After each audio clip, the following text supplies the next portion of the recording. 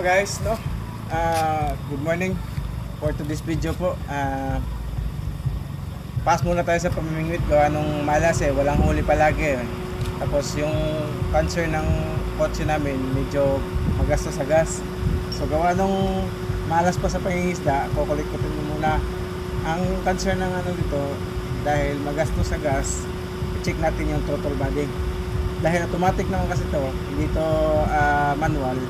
Kasi pag manual to, yung carburetor, yung linisan. So maliban sa throttle body, i-check din natin yung spark plug dito guys. So buksan ko muna yung hood guys ha.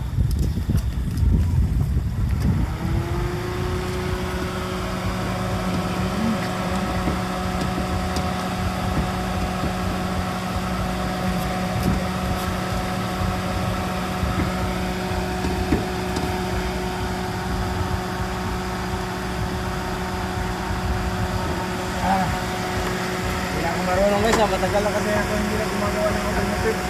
Kaya hindi na ako marunong magbukas ng kotse. So isa pa sa cancer dito guys, medyo na yung lagutok daw, posible sa yun, sa shock mo. Alugin natin. Mukhang wala na ang problema dito guys. So sa stock ko sa shock, walang problema, baka sa likod.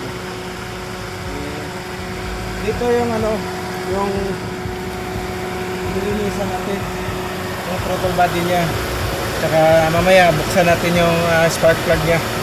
So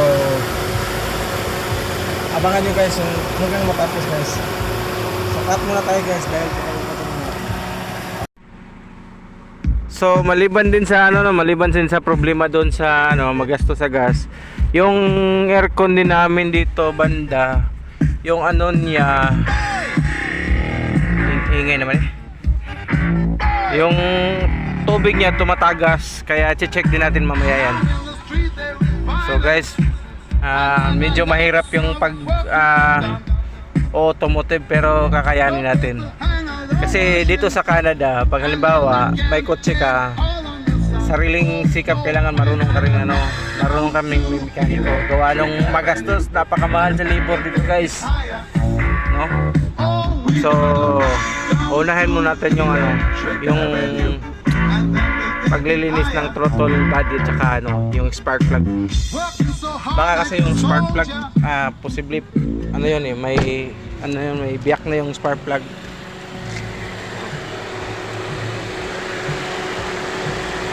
Ito linisan mo natin ng konti, medyo pinakalawang na So bago natin kulit-kutin yan guys, dahil umaandar pa naman yun, patayin mo natin.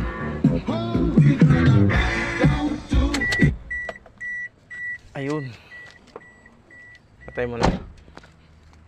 2,000 years later. So yun guys, napalitan na natin yung spark plug guys, saka nalinisan na rin natin yung throttle body. So kasi posibleng dahilan nun, yung isang spark plug may sira. Tapos pinalitan na ng tropa namin. Posible okay na to. Sa throttle body maganda naman, bago naman kasi bagong linis. Tsaka yung yung pagpalaging nag-aircon, saka yung medyo may konting butas siguro yung yung tambotso, kaya medyo magasto sa gas. So that's it for now guys, no. Maraming salamat sa panonood. Have a good day and a good night. Thank you for watching.